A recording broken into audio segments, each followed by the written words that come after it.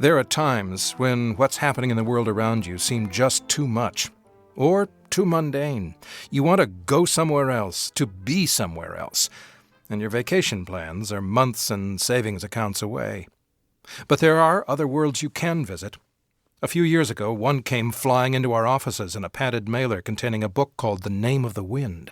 Its author, Patrick Rothfuss, had spent years creating a world so compelling just one visit wasn't enough. Now he's back with the long-awaited sequel, The Wise Man's Fear.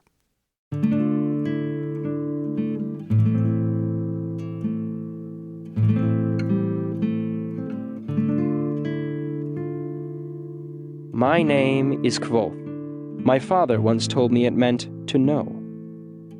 I have stolen princesses back from sleeping barrow kings. I've burned down the town of Treban. I was expelled from the university at a younger age than most people are allowed in. I tread paths by moonlight that others fear to speak of during day. I have talked to gods, loved women, and written songs that make the minstrels weep. You may have heard of me.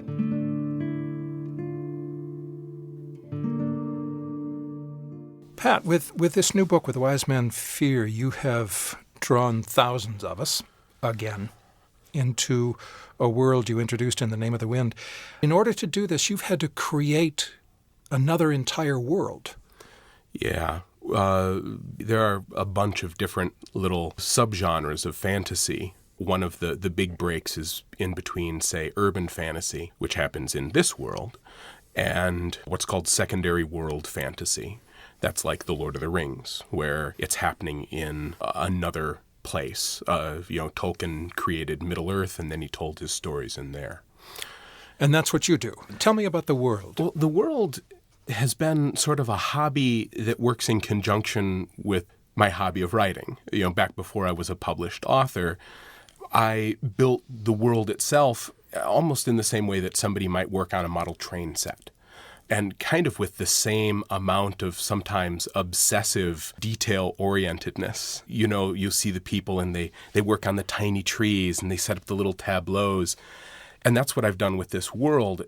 Some people say, it's kind of a medievalish world, because that's the standard in most secondary world fantasy. But it really isn't. Yes, it has horses. Yes, there's not a high level of obvious technology. But really, it's closer to a Renaissance Europe. But to call it a Renaissance Europe place is really to go in the wrong direction. I have tried kind of hard to make it its own place.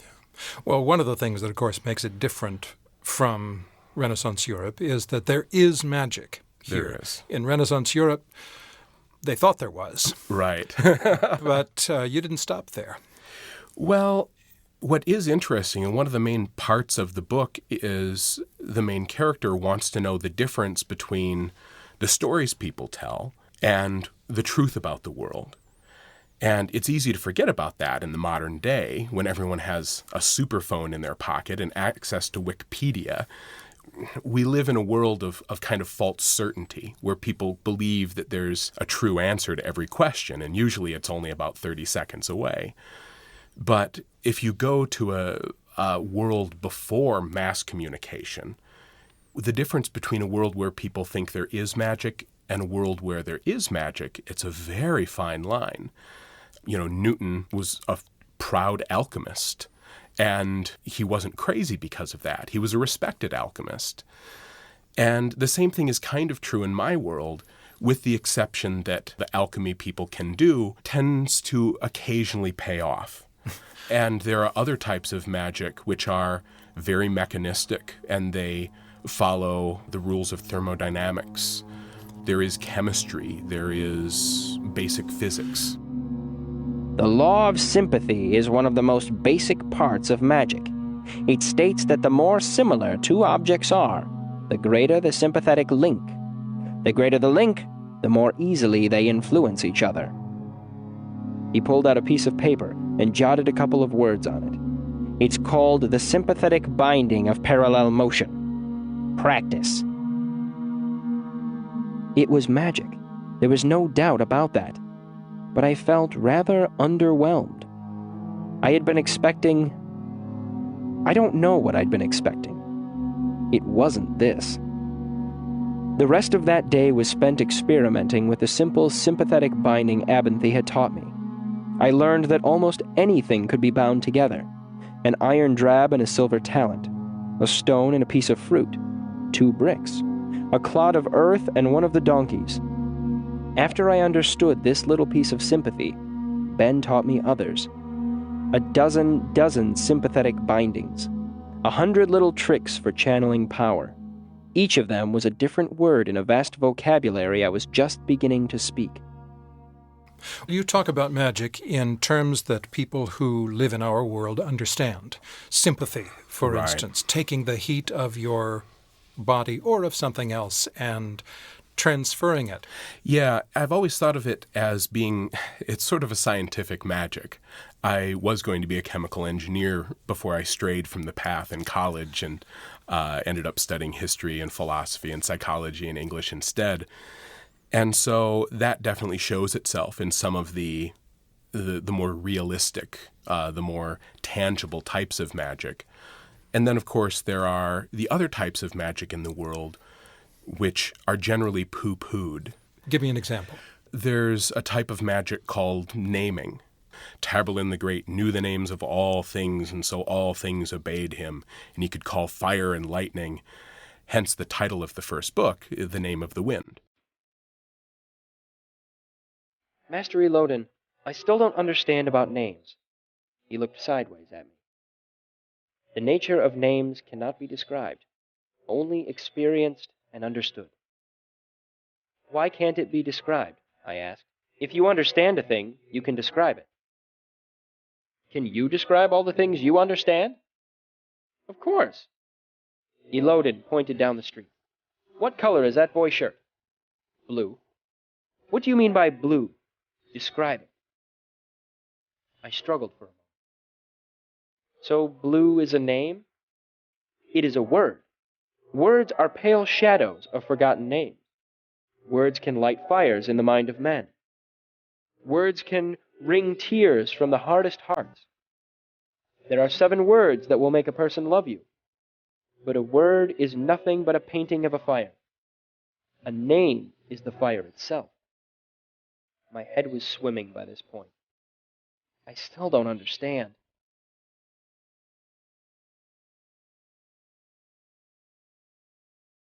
Part of the reason I wrote these books, I think Peter S. Beagle once said that he wrote the book that he wished he could read.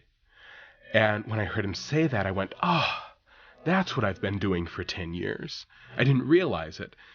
But all I knew is that I'd read a fantasy novel or 2 a day for most of my adult life, all through high school, all through college, and eventually I started to get a little bored.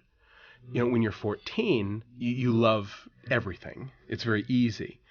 But, after a couple years of college, and I've read Shakespeare, and I've read Chaucer, and I've read medieval drama, and all the Harlem poets, and then I go back to the fantasy. I'm like, another goblin army, another fairy, another dwarf with an axe. And so I wanted to tell a different sort of fantasy story that didn't fall into the same pattern. But at the same time, I didn't want to entirely abandon the sort of story that I grew up reading, and I always loved very much growing up. But when you're creating these worlds, don't you have to refer to known entities, do research, find things that will help you to create the topography, people the place? Are these not based on cultures you know? Oh, to some extent. I mean, I went to college for 9 years. I was an undergrad for 9 years. I'm the poster child for misspent youth. I took anthropology classes and history classes and philosophy and religious studies until they forced me to graduate, which I did very unwillingly. The plus side now is that I don't necessarily need to go, boy, I wonder what feudal Japan was like. I've studied that a little bit. And so I kind of carry around a lot of eclectic knowledge in my head all the time. Do you see it as kind of a way of supplying something that's missing from our world? I don't know about missing. You can live in Stevens Point, where I live now, you can live there your whole life and never really be missing anything. You have food and shelter, you have a Mexican restaurant, you have a library, you have cable television. But travel is broadening.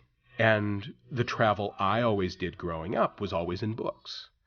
It grants you the joy of experience without the burden of experience. And fantasy does something that is in some ways even better. It gives you the opportunity to experience a world or ideas or cultures which are truly alien. I think it was Dickens that said, after reading The Arabian Nights, he said, "My mind has been now habituated to the vast." And that's what I think fantasy can do for us.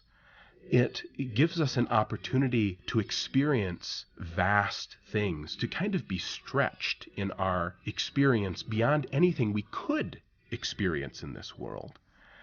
I don't think it's a coincidence that so many scientists, engineers, creative physicists, these people read fantasy. And I don't think they read fantasy because they like science. I think they've read fantasy at an early age, and it has taught them to think in terms of possibility and what if. And those sorts of minds are capable of solving problems in a much better way than a mind that has really only known, 5 streets in a small town in central Wisconsin.